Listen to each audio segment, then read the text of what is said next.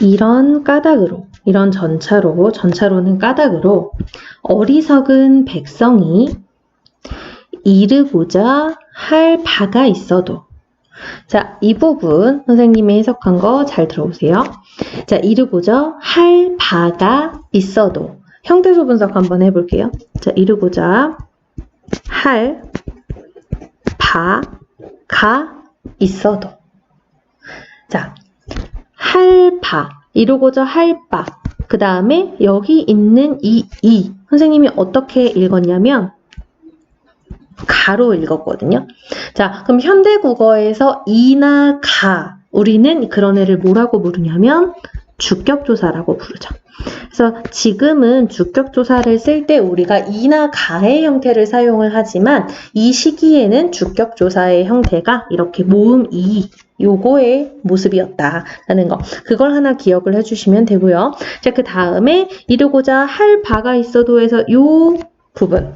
자, 이 여린 히읗. 우리 지난 시간에 공부했던 것 중에 여린 히읗의 기능에 대해서 한번 기억을 해보시면 이 여린 히읗은 물론 뭐 동국정운식 한자음 표기나 이런 데에서는 리을 뒤에서 뭐 그 리을을 보충해주면서 입성을 표기하는 기능이 있다. 무슨 뭐 이역모래 이런 설명을 했는데 그거 사실 뭐 잘 안 나오니까 기억 안 해도 된다고 이야기를 했고요. 우리가 꼭 알아야 되는 부분은 고유어일 때 저 여린 히읗이 어떤 기능을 하는지 그거에 대해서는 선생님이 꼭 좀 기억을 해주라고 이야기를 했거든요. 그래서 이 여린 히읗 같은 경우는 선생님이 아까 읽을 때 여기를 어떻게 읽었냐면 홀빼이셔도 해서 분명히 비읍이 하나 쓰였지만 발음을 된소리로 발음을 해줬단 말이에요. 그 된소리로 발음을 해줬던 이유가 바로 여기 있는 여린 히읗 때문이었던 거죠. 그래서 이 여린 히읗의 기능은 바로 된소리 부호. 이면서 뒤에 있는 이 바가 사실은 명사이지만 혼자서는 쓰일 수가 없는 명사이기 때문에 반드시 이렇게 앞말의 꾸밈을 받아야 하거든요. 우리는 그것을 관형어라고 이야기를 하죠. 그래서 요 히읗은 그 관형격의 기능을 만들어주는 애다. 그래서 이렇게 두 가지 요것을 기억해 주시면 되겠습니다. 자, 다음 줄 넘어가서 마침내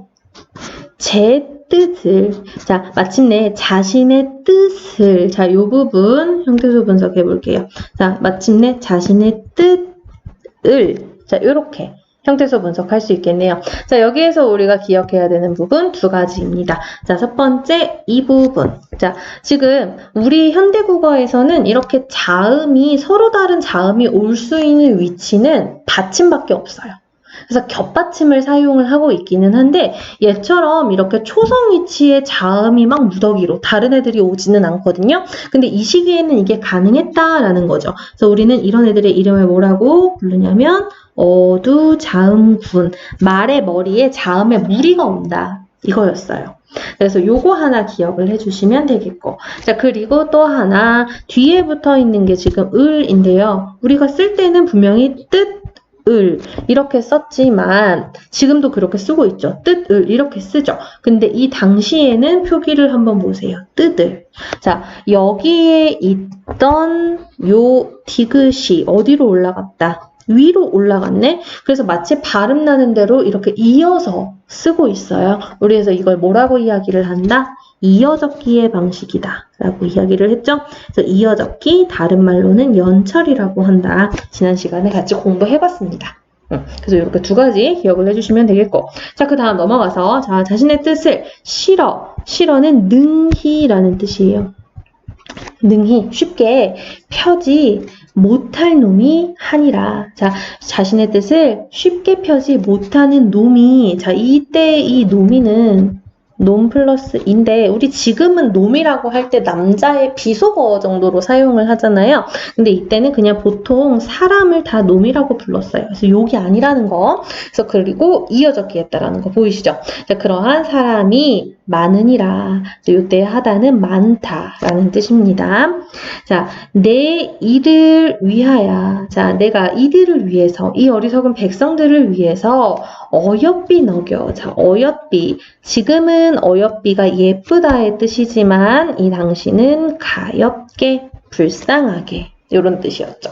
그래서 가엾게 여겨서 새로 28자를 맹가노니. 자, 몇 글자 만들었다? 28글자 만들었다. 자, 근데 우리는 이 스물을 지금 쓸 때는 어떻게 쓰냐면 지금은 스물이라고 쓰거든요.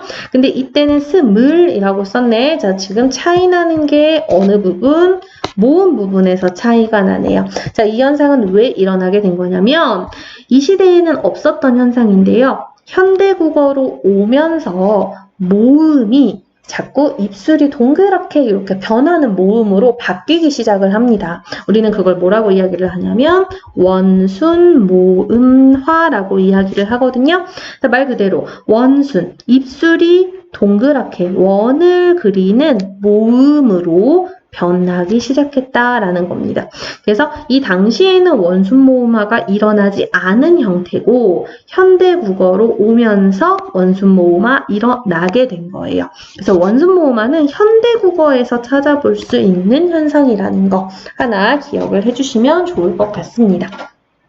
자, 이렇게 새롭게 28자를 만들었대요. 맹가노니. 사람마다 하여. 자, 사람마다 하여에서 이 하여, 이응이 2개 연달아 쓰이고 있네요. 우리 그렇게 자음을 나란히 쓰는 걸 병서라고 이야기를 하고 얘처럼 같은 자음 나란히 쓰는 거 각자 병서라고 이야기를 합니다. 자, 사람마다 하여 수비니겨. 자, 수비. 그러면서 자주 나와요. 자, 수비는 지금 이렇게 특이한 자음이 하나 보이네요. 순경은 비읍이라는 애죠. 자, 순경은 비읍은 가장 먼저 소실된 애라고 이야기를 했어요. 자, 그러니까 얘는 그럼 어떤 식으로 바뀌었을까? 그 변화 과정을 한번 살펴보면 자, 기본형은 sup다, 지금은 쉽다 라는 말인데요. 자, 이 당시에는 sup다. 자, 여기에 뒤에 이렇게 어미가 붙어서 자, 그래서 원래는 숲이라고 해야 하지만 우리 예전에는 무슨 적기 했다? 이어 적기 했잖아요. 그래서 이어 적어서 어떻게 쓴 거야? 수에 이어 적었으니까 받침 위로 올라가야 되죠. 위로 올라가고 원래 있던 이응과 만나서 이렇게 순경은 비읍의 형태. 그래서 여기 쓰여 있는 수비의 표기가 만들어진 겁니다. 되셨죠? 자, 이렇게 쉽게 익혀 날로 수메. 자, 수메. 시험에 얘도 잘 나와요. 자, 중요합니다. 자, 수메. 얘는 일단 눈에 보이는 것부터 좀 정리를 하고 가면 이 부분. 자, 여기는 지금 서로 다른 자음이 같이 제일 앞에 와 있네요. 그래서 이런 거 뭐라고 이야기한다? 어두자음군이라고 이야기를 하죠. 그리고 아까 얘랑 비교를 한번 해보면 얘는 같은 자음 나란히 쓴 거였어요. 각자 병서라고 이야기를 했고요. 얘는 다른 자음 나란히 썼죠. 다른 자음 나란히 쓰는 걸 우리는 뭐라고 이야기하냐면 합용병서라고 이야기를 합니다. 그래서 수매에서는 우리가 찾아볼 수 있는 첫 번째 어두저음군 합용병서가 사용됐다라는 사실. 요거 하나 기억을 해주시고요. 자, 형태소 분석 한번 해볼게요. 자, 수매는 어떻게 만들어졌느냐? 자, 기본형 쓰다예요. 자, 이때의 이 쓰다는 어떻게 해석을 하냐면 사용하다. 의 의미고요. 선생님 그러면 뭐 연필로 쓰다, 뭐 필기하다. 그때 쓰다는 어떻게 쓰나요? 이 당시에는 이렇게 썼어요. 그래서 사용하다와 필기하다를 이렇게 형태를 구별해서 썼다라는 거 요거를 기억을 해주시고요. 자, 어쨌거나 얘는 사용하다라는 뜻의 쓰다에 플러스 자, 그럼 도대체 쓰가 어떻게 수가 됐느냐? 뭐가 붙었냐면 um이라는 애가 요 사이에 붙습니다. 그리고 뒤에 에. 자, 요렇게가 합쳐진 건데요. 자, 이거의 이해를 돕기 위해서 현대어 버전으로 한번 처리를 해볼게요. 자, 지금은 사용하다, 쓰다. 똑같이 이렇게 쓰죠. 자, 여기에 뭐가 붙은 거냐면 이게 붙었어. 그리고 똑같이 에. 자, 이거거든요. 그래서 요거 한번 써보면 어떻게 되냐면 날로 씀 에. 이 표기예요. 자, 그러면 여기에서 우리가 뭘 봐야 되느냐? 이거죠. 우리가 여기는 쓰다는 품사가 뭐야? 동사죠. 자, 그 동사인 쓰다가 뭐가 됐냐면 씀이 됐어요. 뭐처럼 변했죠? 명사처럼 변했죠. 명사형으로 변했어요. 그렇게 명사형으로 만들어준 애가 바로 뭐다? 여기는 미음이라는 거지. 자, 이 미음, 현대의 명사형 어미 미음에 해당하는 것이 이 당시에는 그럼 뭐였다? 바로 음이었다라는 겁니다. 그래서 이 음이 바로 이 시기의 명사형 어미였어요. 그래서 요거를 기억을 해주시면 되고, 이 명사형 어미는 형태가 두 가지가 존재를 했는데요. 옴이라는 애랑 움이라는 애랑 이렇게 두 가지가 있었습니다. 왜 두 가지가 있었느냐? 어렵지 않아요. 지금 두 개가 다른 점이 뭐냐면 모음이에요. 그래서 이 시기에는 뭘 무조건 지켜야겠다. 모음조화. 그래서 모음조화를 지켜야 됐기 때문에 앞말의 모음이 뭐가 오냐에 따라서 옴이나 음을 선택적으로 사용을 했는데요. 자, 여기 보면은 앞말의 모음 이 부분이죠. 앞말의 모음이 의예요. 의니까 음성 모음이지. 음성 모음이니까 옴이랑 음 중에 뭘 사용한다?